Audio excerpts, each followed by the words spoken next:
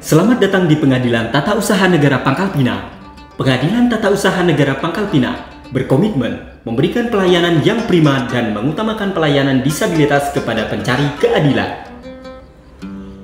Dengan kartu tanda prioritas, pelayanan disabilitas pada PTSP Pengadilan Tata Usaha Negara Pangkal Pinang akan dilayani terlebih dahulu. Pendaftaran perkara dilakukan dengan membuat akun di aplikasi e-court. Setelah akun dibuat, masuklah ke dalam sistem dan ajukan gugatan atau permohonan Anda dengan mengisi formulir yang tersedia secara online.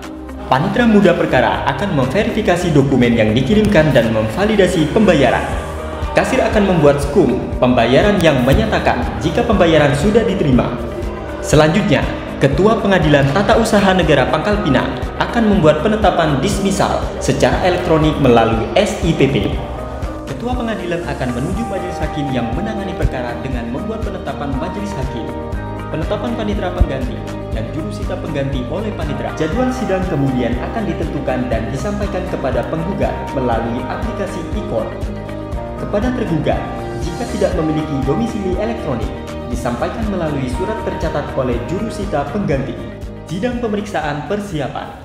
Pemeriksaan persiapan Pengadilan Tata Usaha Negara Pangkal Pinang perkara nomor 1/G/2024 PGP dibuka dan dinyatakan tertutup untuk umum. Pastikan menyiapkan semua dokumen yang diperlukan untuk sidang pemeriksaan persiapan. Majelis hakim akan memeriksa gugatan dan surat kuasa serta kelengkapan berkas. Setelah sidang pemeriksaan persiapan, maka dilanjutkan dengan penetapan hari sidang. Persidangan dengan agenda pembacaan gugatan, jawaban tergugat, replik dan duplik dilaksanakan melalui sistem informasi pengadilan, yaitu aplikasi e-court. Selanjutnya, sidang dilaksanakan secara konvensional dengan agenda bukti surat para pihak. Sebelumnya, para pihak wajib mengunggah dokumen bukti yang telah bermaterai sebelum sidang pembuktian dilaksanakan. Sidang Pengadilan Tata Usaha Negara Pangkal Pinang perkara nomor 1/G/2024 PGP dibuka dan dinyatakan terbuka untuk umum. Para pihak dipersilakan menempati tempat yang telah disediakan. Kemudian dilanjutkan sidang dengan agenda saksi. Pengucapan sumpah dipandu oleh hakim atau majelis hakim pemeriksa perkara dengan dibantu oleh juru sumpah yang berada di pengadilan. Sidang dengan agenda kesimpulan para pihak dan pengucapan putusan dilaksanakan secara online melalui sistem informasi pengadilan.